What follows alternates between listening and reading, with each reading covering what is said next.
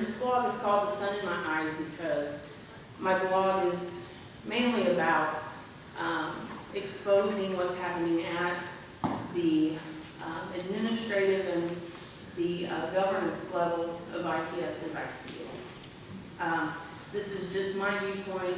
Nothing I read here is representative of IPS or any other entity. But this is on the public domain anyway. If you choose to look at any of my blog entries up there, you can find them online. So the 2012 campaign proved to be a pivotal turning point in the history of Indianapolis school board elections. As my good friend John Harris Laughlin delineates in his guest blog, pre-2012 IPS elections typically raised a couple $1,000s at best. The total raised in 2012 for all candidates was over 100 times that. Why has the local school board election, which used to cost candidates a few $1,000s at most, turned into a cutthroat race, garnering tens of thousands of dollars? What happened between the 2010 election and the 2012 election that changed the political landscape? Enter special interest groups. The heavy-hitting funders in the 2012 election, by far, were Stand for Children and Democrats for Education Reform, which both exploded on the Indianapolis ed reform scene between 2010 and 2012. You can see their involvement in my campaign finance by reviewing a report, and there is a link if you visit the site. And there is also a link that would provide you with a complete list of all IPS school board candidates' finance reports. It's available through Indy.gov, public information. Why did these special interest groups decide to set up shop in Indianapolis? Well, the stars had aligned. Eli Lilly, the Mine Trust, and the Mayor's Office, to name a few, came together to make Indianapolis a very hospitable place for charter schools. Charter schools are in direct competition with traditional public schools for students. Each student who chooses to enroll in a charter school does take income to that school in the form of tax dollars. So recruiting and advertising become very important. So anyway, now that you have introduced this free market approach to education, schools are beginning to be run like businesses. Since each student brings in roughly the same amount of funding, if you are in a business, you start to think of things like overhead, rent, electricity, etc., and your resulting profit margin. I decided to run in early 2012 for a variety of reasons. I'm a die-hard East Sider, born, raised, and still here. I'm a third-generation graduate of IPS schools K through 12.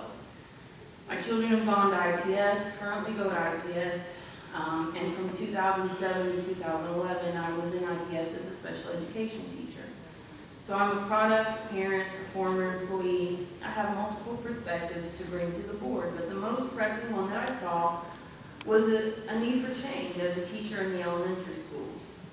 To highlight several of the most pressing issues I saw were the overarching need for our schools to have some autonomy, based on the fact that teachers and principals know the needs of their students better than anyone. And we need to think differently than what we've been getting, the top-down ideology. Teachers need to be freed from constrictive pedagogy focused on passing tests. Teaching at its best is an art designed to inspire young minds. No more pacing guides to tell me what to teach by the week, the day, and even the hour. Curriculum focused on teaching to the test ensures a failure rate just by its design. Parents on the most basic level do have the right to choose where to send their children to school. And in 2012, I also felt that a change in IPS leadership was necessary. But what has changed for me since I campaigned back then was I'm just no longer as naive about how this game called politics works. After 2 years of connecting the political dots, I've come to realize that most of these people are in each other's back pockets. Now, hindsight is 20/20, and I'm starting to see things for what they really are. The IPS board has been purchased by ed reform groups, most notably Stand for Children. Some seats they didn't have to purchase because there were some folks who ran unopposed. However, every form ideology perpetuates all board members except myself, and Stand for Children has been the largest and most consistent campaign contributor. I guess they tried to buy my vote. They were not successful, as if that was their goal. I weigh every single decision I make on its own merits. I've not been afraid to be critical of decisions that warrant criticism. I don't care if I piss you off. I'm not really here to make friends. I will continue to advocate for the children in the district that I love, unafraid, until my time on the school board is over.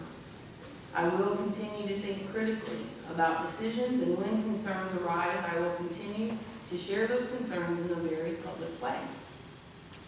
I will serve in the capacity that an elected official should, not merely glossing over and rubber stamping everything, but truly striving to represent my community. After all, their votes elected me. They are my constituents. I am their voice.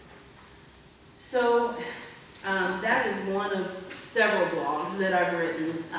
That one obviously highlighting campaign finance issues, but folks, there are other issues that you'll see some glaring similarities in this film.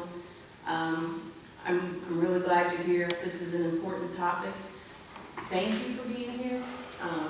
Every one of you are showing me that you're interested in the health of our community and the education of our kids, and I commend you all for that. Excuse me.